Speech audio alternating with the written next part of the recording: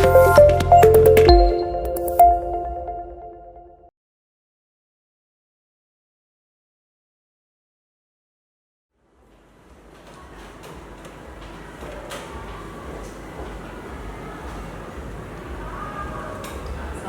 warahmatullahi wabarakatuh. Waalaikumsalam warahmatullahi wabarakatuh. Berjumpa kembali dengan pendidikan agama Islam di hari ini. Untuk memulai kegiatan belajar mengajar kita, silakan ketua kelas mempersiapkan doa. Semua siap, berdoa dalam hati, mulai.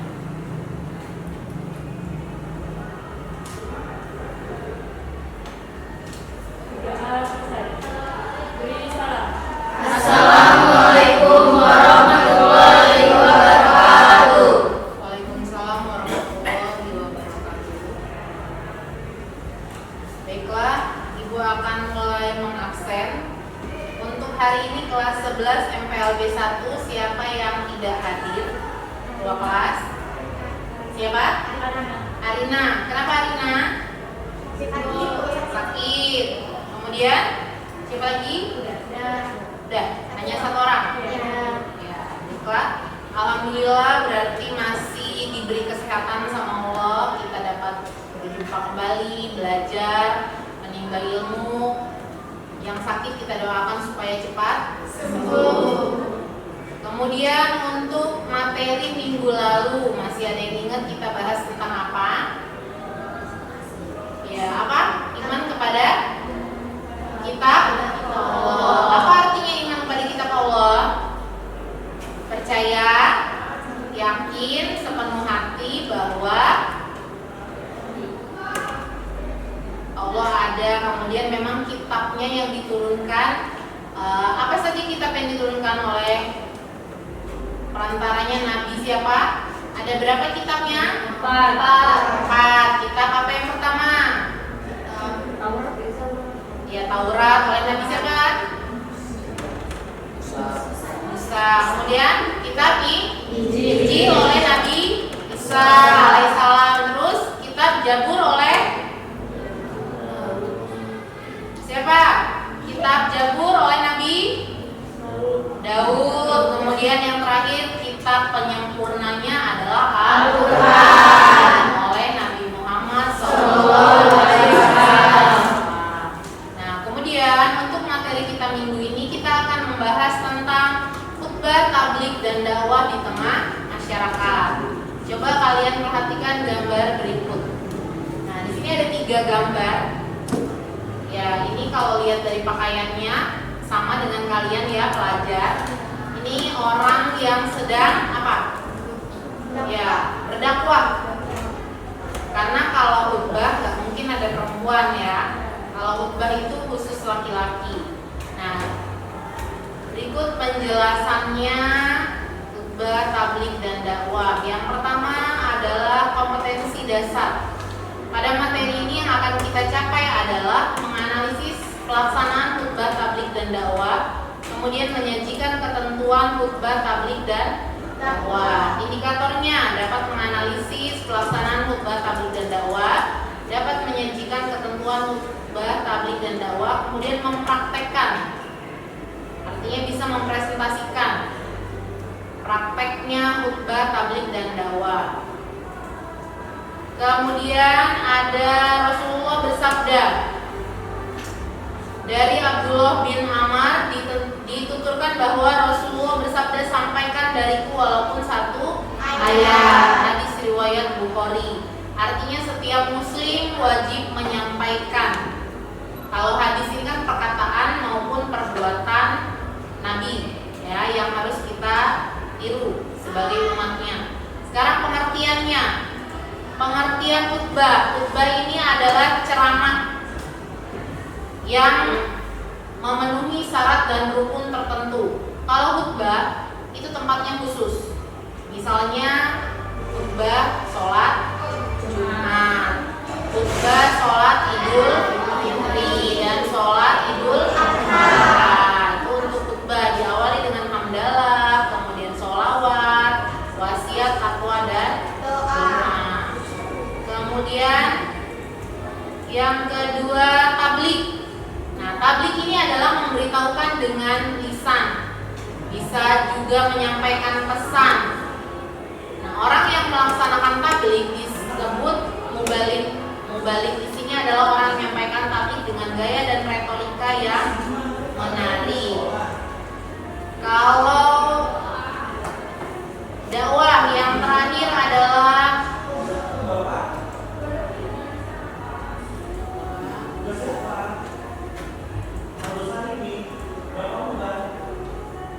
ini syarat khutbah, ada khotibnya, ada syarat khutbahnya ya, rukunnya, di situ dilihat sunnahnya ada.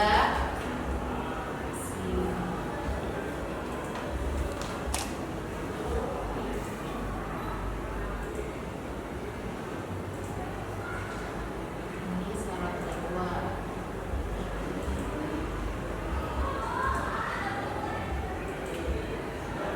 Nah, ini dakwah. Dakwah artinya memanggil, kemudian menyeru, mengajak pada sesuatu hal. Bisa berupa lisan, bisa berupa tulisan yang dikenal dengan dakwah bilisan dan dakwah bilhal. Nah, dakwah, orang yang menyampaikan dakwah namanya dai. Kalau laki-laki dai, kalau perempuan daiya. Nah, kalau khutbah tadi tidak bisa, namanya khotib, khotib harus laki-laki. Kalau dakwah ini bisa laki-laki maupun perempuan. Kemudian pentingnya khutbah tabligh dan dakwah. Ini ya, menerapkan perilaku mulia ketika melaksanakan sholat Jumat, hendaknya mengamati dan menyimak khutbah. Kemudian saat melihat kemungkaran di sekitar kita, misalnya ada yang mencuri, tawuran ataupun menyontek, kita harus mencegahnya. Jangan malah dibiarkan, gitu kan. Kemudian yang ketiga, melihat sesuatu yang baik, mencontoh sesuatu yang baik. Kemudian keempat, melibatkan diri pada aktif kegiatan keagamaan. Misalnya ada peringatan hari besar Islam di sekolah, kita ikut, karena di sekolah kita kan setiap hari Jumat ya, di minggu kedua ada kegiatan keagamaan. Nah, itu kita wajib ikuti. Kemudian yang kelima, memprakarsai kegiatan dakwah Islam di sekolah atau menjadi remaja masjid, karang taruna. Bisa juga untuk yang laki-laki sholat Jumat di sekolah dengan tertib, gitu ya. Untuk yang perempuan sholat zuhur maupun asar dengan tertib, ya. Nah, dari penjelasan Ibu tadi, ada yang ingin ditanyakan? Ya, silakan. Apa perbedaan khutbah tabligh dan dakwah? Perbedaannya, ya, pertanyaan yang bagus nih. Perbedaan khutbah tabligh dan dakwah. Kalau ditanya bedanya apa? Bedanya itu misalnya, kalau khutbah harus dengan rukun dan ketentuan waktu tertentu. Jadi kalau khutbah itu kita masuk misalnya untuk khutbah sholat Jumat, ya, pada sholat Jumat saja khutbahnya. Khutbah sholat Idul Fitri maupun Idul Adha, hanya itu saja khutbahnya. Nah, jika waktu untuk tabligh dan dakwah ini tidak ada batasan, mau kapanpun, mau hari apapun dan jam kapanpun itu bisa dilakukan dan dikerjakan dimanapun, ya, di tempat yang bersih tentu saja ya. Setelah mendengar penjelasan Ibu, kita bagi kelompok ya. Kita bagi kelompok menjadi 3. Kelompok 1 tentang khutbah, kelompok 2 tentang tabligh, dan kelompok 3 tentang dakwah. Silakan dipersiapkan kelompoknya, kemudian presentasikan ke depan hasil kerja kelompok kalian. Dimulai dari kelompok 1. Khutbah.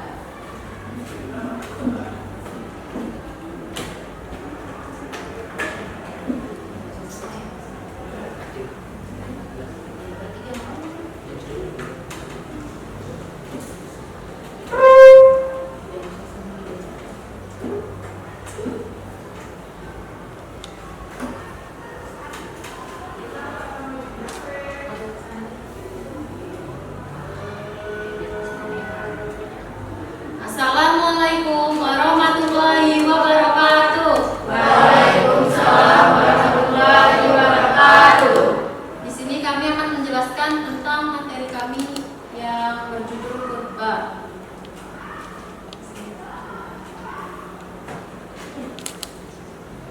Nah, kalian tahu belum khutbah itu apa?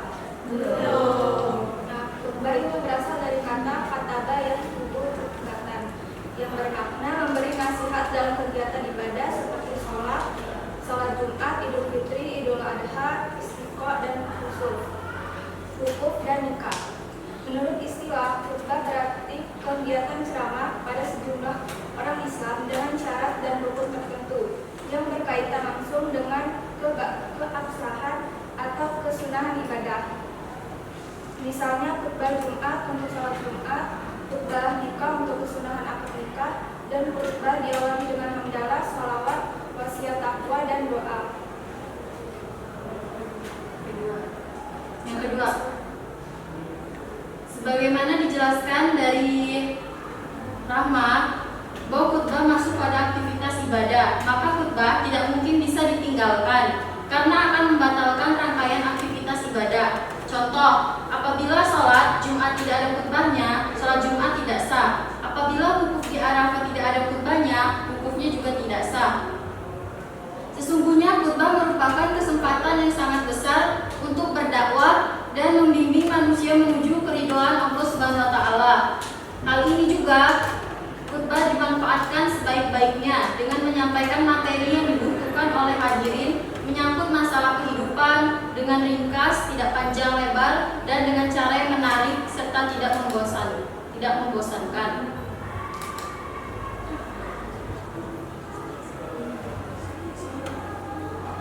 Seorang khatib harus memperhatikan keadaan masyarakat, kemudian mengingat mereka dari penyimpang-penyimpang dan memotong kepada ketaatan. Seorang khatib sepantasnya juga seorang yang saling mengamalkan ilmunya, tidak melanggar larangan sehingga akan memberikan pengaruh kebaikan kepada para pendengar. Ketentuan khutbah. 1. Syarat khatib. Yang pertama syaratnya adalah Islam, yang kedua balik, 3 berakal sehat, 4 mengetahui ilmu agama. Terus yang kedua syarat dua khutbah. Syaratnya adalah khutbah dilaksanakan sesudah masuk waktu zuhur, 2 khatib duduk di antara 2 khutbah, 3 khutbah diucapkan dengan suara yang keras dan jelas. Yang keempat tertib. Yaitu C. Rukun khutbah. 1. Membaca hamdalah, 2. membaca hadatain, 3. membaca sholawat, 4. berwasiat takwa, 5. membaca ayat Al-Quran pada salah satu khutbah, 6. berdoa pada khutbah kedua. Dan yang terakhir yaitu sunnah khutbah, yaitu 1. khatib berdiri ketika khutbah, 2. mengawali khutbah dengan memberi salam, 3. khutbah hendaknya jelas, mudah dipahami, tidak terlalu panjang, dan yang keempat khatib menghadap jamaah ketika khutbah. Sekian dari materi khutbah kami akhiri. Wassalamualaikum warahmatullahi wabarakatuh. Waalaikumsalam warahmatullahi wabarakatuh.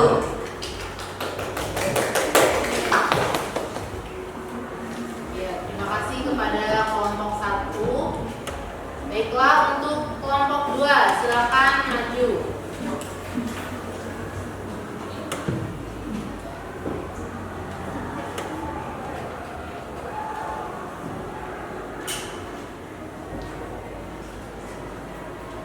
Assalamualaikum warahmatullahi wabarakatuh. Waalaikumsalam warahmatullahi wabarakatuh. Di sini kami akan mempresentasikan tentang tablik.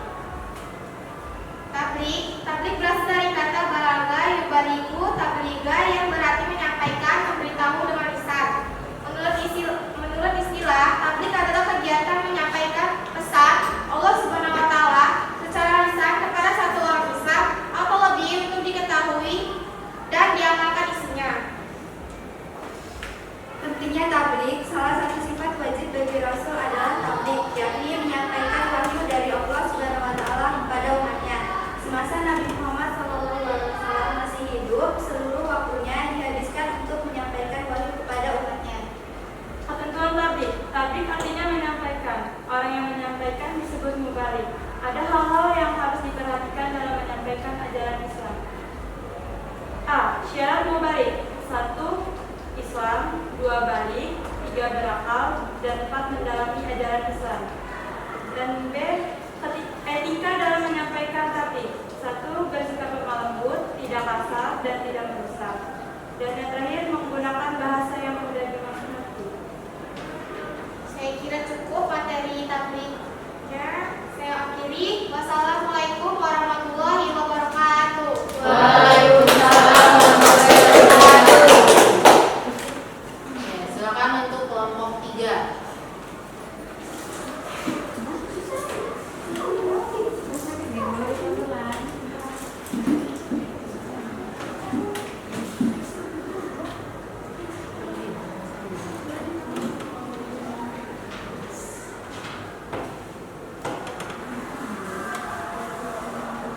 Assalamualaikum warahmatullahi wabarakatuh. Waalaikumsalam warahmatullahi wabarakatuh. Kami di sini mempresentasikan tentang dakwah. Dakwah berarti mengajak. Orang yang melaksanakan dakwah disebut dai. Ada 2 cara berdakwah, yaitu dengan lisan atau dakwah bilisan, dan dengan perbuatan atau dakwah bilhal. Ketentuan yang harus diperhatikan dalam dakwah adalah yang pertama syarat dakwah, yang pertama Islam, yang kedua baligh, yang ketiga berakal, yang keempat mendalami ajaran Islam. Etika dalam berdakwah. Yang pertama, dakwah dilaksanakan dengan hikmah, yaitu ucapan yang jelas, tegas, dan sikap yang bijaksana. 2. Dakwah dilakukan dengan mau'izatul hasanah atau nasihat yang baik, yaitu cara persuasif tanpa kekerasan dan edukatif memberikan pengajaran. Yang ketiga, dakwah dilaksanakan dengan memberi contoh yang baik, uswatun hasanah. 4. Dakwah dilakukan dengan mujadalah, yaitu diskusi atau tukar pikiran yang berjalan secara dinamis dan santun serta menghargai pendapat orang lain. Pentingnya dakwah. Salah satu kewajiban umat Islam adalah berdakwah. Sebagai ulama, ada yang menyebut dakwah itu hukumnya fardhu kifayah atau kewajiban kolektif. Sebagian lainnya mengatakan fardhu ain. Tepat selalu mengajarkan agar seorang muslim selalu menyeru pada jalan kebaikan dengan cara-cara yang baik. Rasulullah SAW selalu melalui dakwahnya kepada istri, keluarga, dan teman-teman karibnya, sehingga raja-raja yang berkuasa pada saat itu. Nah, sekian yang kami sampaikan. Assalamualaikum warahmatullahi wabarakatuh. Waalaikumsalam warahmatullahi wabarakatuh.